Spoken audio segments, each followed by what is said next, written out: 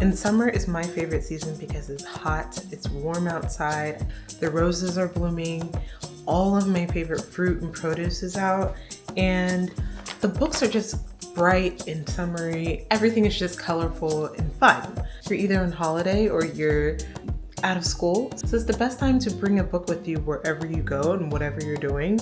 And so if you remember the other day, I had my garage sale and I was unhauling a few books, and I said that my hands were a bit sticky. So I was ready to unload some books to get some new ones because I received a gift card actually for a job interview, which I love, like getting paid to do an interview and get compensation in the form of books. That's what I'm talking about.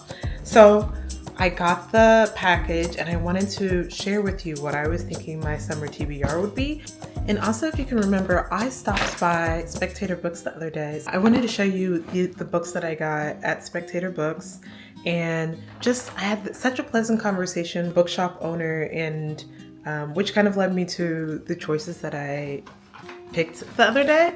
So first up, from Spectator Books, which is actually an indie bookstore, I got My Brilliant Friend. And so I was underneath a rock and didn't know much about this until recently, when I found out that every single person I know has been reading this book or has been following the HBO TV series. But this cover kept on stopping me every single time.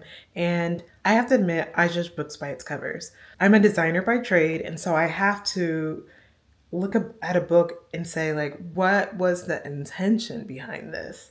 It's old school. I thought it was written back in the 90s or 80s, but it was actually written recently, and it was designed like this, but I couldn't help not want to pick it up just because of the cover. So when I was in the bookstore, I asked the book owner about this book, and I got some really great reviews, and of course, other people in the bookstore heard my conversation and they jumped into the conversation, giving their viewpoints, some good and some bad. But overall, it sounds like they're pretty good reviews, especially with the fact that people have read multiple books within the quartet just shows that it's still worth reading the first book.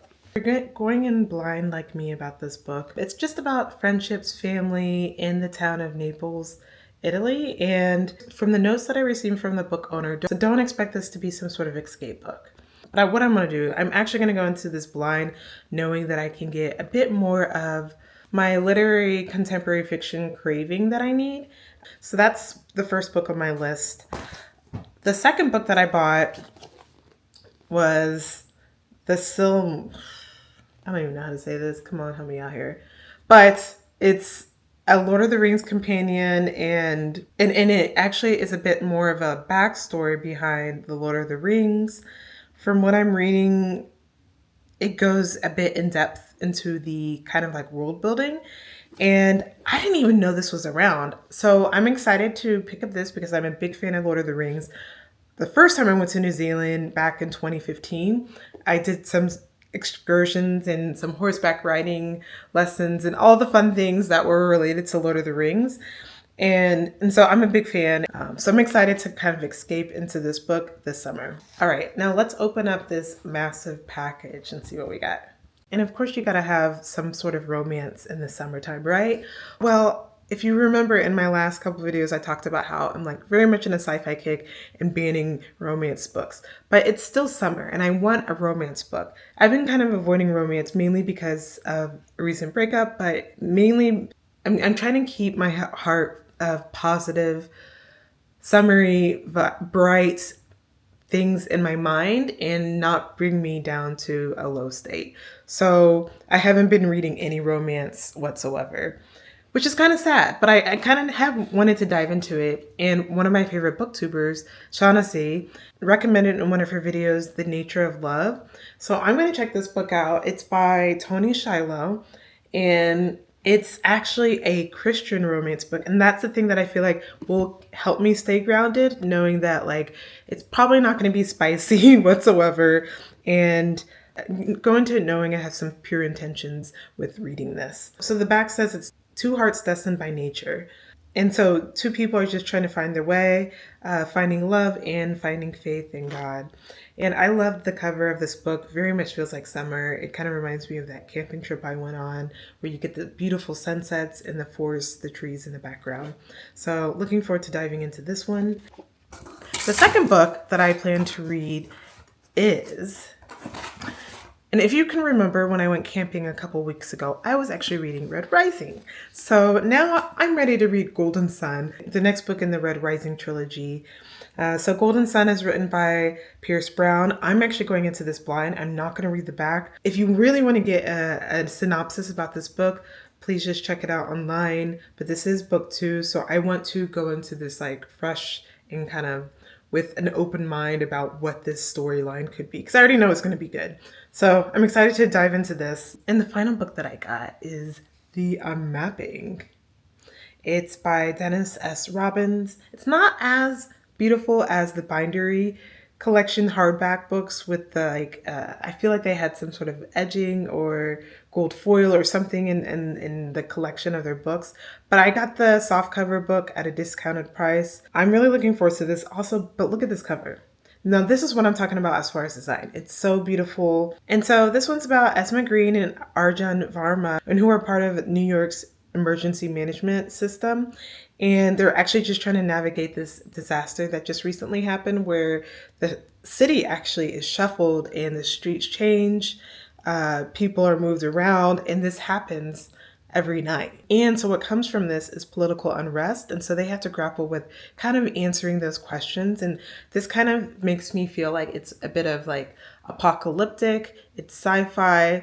It also may touch close to climate change. So I'm really looking forward to reading this amongst some of those non-fictional books that I've been reading. This might be like a nice flow into that. And of course, I love going to New York in the summer. I'm not going this year, but this is the closest thing that's going to bring me there right now. Okay, something to note. While I was at the bookstore, I found one of the books that I actually ordered at the bookstore for, what was it? It was on sale for $15. But it was a hardcover book. It was already used, and I was really surprised because it's a brand new, just recently published book. And that book was Under the Eye of the Bird by Hiromi Kawakami. I love Hiromi's work, and one of my favorite books of all time is Strange Weather in Tokyo. And it's actually, and I'm looking at it right now, the words are pretty big, so I feel like this could be a quick 1-week read maybe. But in general, this book is about the survival of the race. It's strange, it's kind of weird, it's quiet, and it's about people who live in very small tribes around the world who are actually cared by a person called Mother, which I'm not quite sure what that means. I'm getting kind of surveillance-y tech. I don't know, but I love this. This is also kind of relates a bit more to this topic of AI that I found myself curious about and hoping to educate others about within my nonprofit. So I'm really looking forward to this book. And also I feel like the cover is very beautiful. Feels like summer, always on the beach, at the pool or something like this, but I'm not quite sure that's what they're trying to give with this. It's maybe more of an eerie kind of strange world feeling. So, I mean, we'll get started with this summer. I have to mention that beyond those books that I just recently got as a haul, I am still reading Tress, The Emerald Sea. I'll give a recap about that soon. But this has been the current book that I've been reading this summer. And I'm trying to finish off a few books. Of course, I'm finishing up, almost done, with First Love. And I am actually reading right now, I'm about a quarter way done, of Celestial Bodies. Summer book? Oh, no. Not every book has to be a summer book to me. Wait, one more book. Okay, here's another book. I'm not so in love with this, so this is taking me forever. Kate and Frida, Seattle and Paris, but I'm just not really liking this back-to-back communication type of friendship messaging. I don't know what it is. It's just not grabbing my attention. So this one I'm really trying to work through. I'm only a quarter way through. I would love if I can find this in the Libby Library as an audiobook, but it's not on there right now. And so I'm going to just continue reading this really slowly until I give up. Okay, so I'm gonna add these to this collection. This is pretty much all of my TBR collection. I have it very much visible so I can see what I want to read. And of course, I'm gonna organize it by color.